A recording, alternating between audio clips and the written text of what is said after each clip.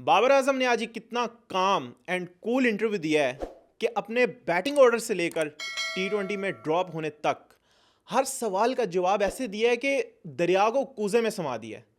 और अगर इस पूरे इंटरव्यू का मैं लुब्बे लुबाब दो लफ्ज़ों में बताऊं तो वो ये है कि जितने मुंह उतनी बातें। Welcome to free hit show. Babar Azam पे जो क्रिटिसिज्म होता है जिसका उन्होंने कभी जवाब नहीं दिया, लेकिन आज बाबर बोला है और उन्होंने बताया कि मुझे बातें करना आती हैं लेकिन मुझे बातें करना पसंद नहीं है, मुझे ग्राउंड में परफॉर्म करना पसंद है। उन्होंने कहा कि मेरी भी सेल्फ रिस्पेक्ट है और मुझे घर वालों ने सिखाया कि कैसे रिस्पेक्ट की जाती है। और साथ ही साथ उन्होंने बोला कि हर किसी का अपना ओपिनियन है लेकिन मेरा अपना ओपिनियन है और मुझे एक तो किसी को कोई चीज़ प्रूव नहीं करनी कि मैं कैसा बैट्समैन हूँ, और दूसरा ये कि मुझे लोगों के अकॉर्डिंग नहीं चलना। इसके साथ उन्होंने कनेक्ट किया अपने बैटिंग ऑर्डर को, जिस पे रिसेंटली बात हुई थी। कराची किंग्स के ओनर ने भी ये बोला था कि बाबर को हमने कराची किंग्स से इसलिए रिलीज किया कि बाबर इंसिस्ट कर रहे थे कि उन्हें ओपनिंग ही करनी है, नंबर 3 पे नहीं आना। इस पे पहले मोहम्मद हफीज़ जब पाकिस्तान टीम के डायरेक्टर बने थे उसके बाद उन्होंने भी बात की थी कि मुझे बहुत टाइम लगा बाबर को यह समझाने के लिए कि नंबर 3 पे आप आए बैटिंग करने, ओपनिंग छोड़ें। और बाबर आजम ने यह बोला कि मैं वो बैट्समैन हूं कि जिसने नंबर 6 से लेकर 1 तक सब पे बैटिंग की है। जब मैं आया तो मैंने 6 पे बैटिंग की।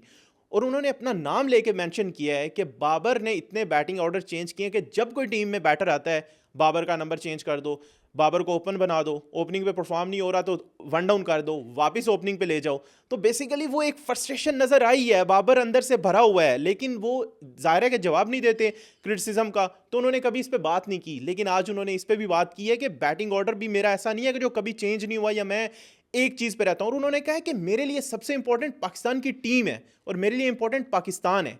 माइलस्टोन्स का उन्होंने ये बोला है कि भाई रैंकिंग में मैं टॉप पे रहा हूँ लेकिन मैं कभी उस चीज़ से सेटिस्फाइड नहीं रहा कि मैंने सब कुछ अचीव कर लिया है। और ये मेंशन किया कि मेरी परफॉर्मेंस उतनी मैटर नहीं करती, टीम की परफॉर्मेंस मैटर करती है। अगर टीम जीत रही है ना तो बाबर परफॉर्म नहीं भी कर रहा तो ओके है, लेकिन इंपॉर्टेंट चीज है टीम का जीतना। और उनका जो बैटिंग में बैड पैच चल रहा है जिस पे बहुत ज्यादा फैंस की तरफ से भी बात हो रही है, उस पे बाबर आजम ने ये बोला है कि मुझे पता है कि बिल्कुल मेरी इनिंग्स उस तरह से लंबी इनिंग्स नहीं आ रही और अब वो एक हाई बार सेट हो चुकी है जिसकी वजह से लोग बहुत ज़्यादा एक्सपेक्ट करते हैं कि लंबी इनिंग्स आएंगी, हंड्रेड्स आएंगे जैसे बाबर के आते भी थे, और अब वो उस तरह से परफॉर्मेंसेस कंटिन्यूसली और कंसिस्टेंटली नहीं आ रही। लेकिन उन्होंने कहा कि मिस्टेक्स होती हैं जो मैं कोशिश करता हूँ अगले मैच में रिपीट ना हो, लेकिन जाहिर है कि अगले मैच में आप एक नई मिस्टेक कर देते हैं।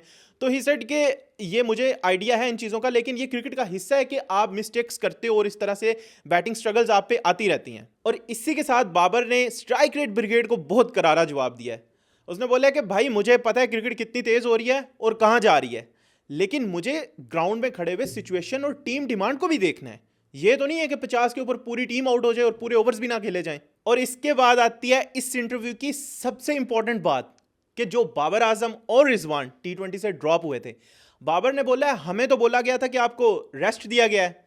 जैसे एक दफ़ा नसीम शाह ने भी क्रिक के एक इंटरव्यू में बोला था ना कि पाकिस्तान टीम में वंस यू आर रेस्टेड तो आप रेस्ट इन पीस हो जाते हो। वो भी एक डर होता है कि आप उस वजह से आप रेस्ट नहीं करते हो, क्योंकि जब आप रेस्ट करते हो तो सम टाइम आप रेस्ट इन पीस हो जाते हो। खैर बाबर ने बोला कि कोचिज और मैनेजमेंट के क्या प्लान्स हैं ये तो उन्हीं को पता है, मेरा काम है ग्राउंड के अंदर परफॉर्म करना और हार्ड वर्क करना। लेकिन जाते जाते बाबर आजम ने अपने फैंस के लिए बहुत इंपॉर्टेंट मैसेज दिया है और वो ये कि मीम्स नहीं रुकनी चाहिए गाइस। बाबर आपकी मीम्स देखते भी हैं और इंजॉय भी करते हैं, so keep the game on.